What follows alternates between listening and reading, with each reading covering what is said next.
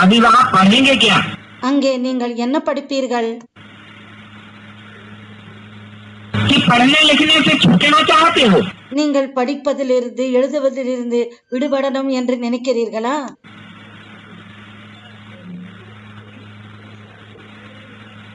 वहाँ की पढ़ाई भी एक खेल होती है. அங்கிருக்கிற படிப்பு கூட ஒரு விளையாட்டாக இருக்கிறது.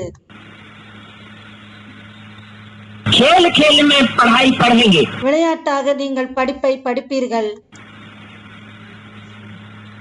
क्योंकि अपनी राजधानी की नॉलेज तो रखेंगे ना.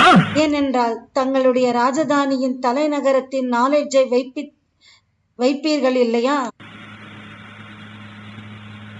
तो राजधानी की नॉलेज எனவே அந்த ராஜதானியின் நாலேஜ் की पढ़ाई है. அந்த ராஜதானியின் நாலேஜுக்கான படிப்பாக இருக்கிறது. लेकिन मुख्य सब्जेक्ट वहाँ की ड्राइंग है. ஆனால் அங்கே இருக்கிற முக்கியமான சப்ஜெக்ட் டிராயிங் ஆகும்.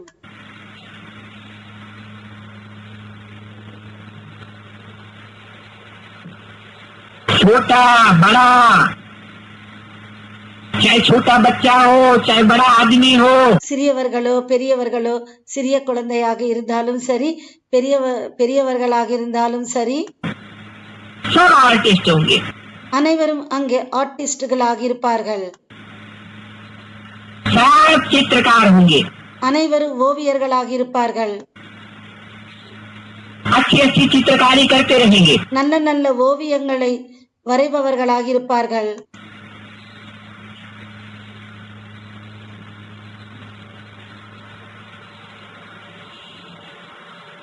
साज होंगे.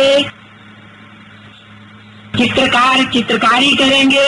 கருவிகள் இருக்கும், ஓவியர்கள் ஓவியங்களை வரைவார்கள் और खेल खेलेंगे. மற்றும் விளையாட்டை விளையாடுவார்கள்.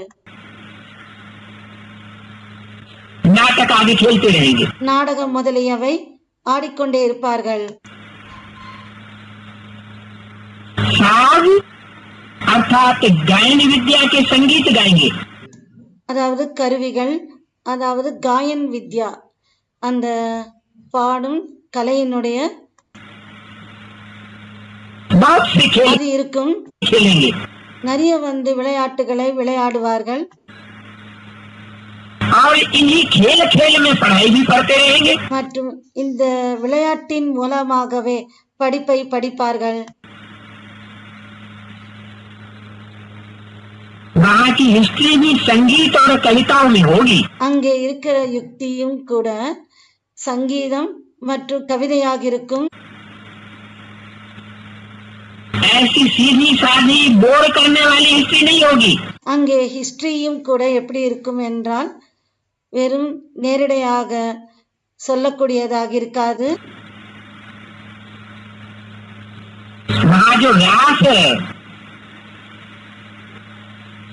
रास होगा, அங்கே वो भी एक प्रकार का खेल होगा. அதுவும் ஒரு வகையான விளையாட்டாக இருக்கும். नाटक भी करेंगे. நாடகமும் செய்வார்கள். बाकी वहाँ सिनेमा आदि नहीं होगा. மற்றபடி அங்கே சினிமா முதலியவை எல்லாம் இருக்காது. नाटक होगा. நாடகம் இருக்கும். और नाटक हंसी के और मनोरंजन के होंगे. மற்றும் அந்த நாடகங்கள் நகைச்சுவை மற்றும் பொழுதுபோக்கு நாடகங்களாக இருக்கும். पेसिमिस्टिक नहीं होंगे. அதில் எதிர்மறையான எண்ணங்களுடையதாக இருக்காது. दुखदायी नाटक नहीं होंगे. துக்கத்தை தரக்கூடிய நாடகங்களாக இருக்காது. जिनका अंत दुख में होता हो. அதோடைய முடிவு துக்கத்தில் முடிவது போல அப்படி இருக்காது நாடகங்கள். तो नाटक शालाएं काफी होंगी. எனவே அந்த நாடக சாலைகள் மிக அதிகமாக இருக்கும். एक दो नाटक शाला नहीं, 1-2 நாடக சாலைகள் இருக்காது. ढेर की ढेर नाटक शालाएं होंगी. ஏராளமான நாடக சாலைகள் இருக்கும். और सभी अच्छे नाटकबाज होंगे। மற்றும் அனைவரும் நாடகத்தில் நடிப்பவர்களாக நல்ல நல்ல நாடகத்தில் நடிப்பவர்களாக இருப்பார்கள்.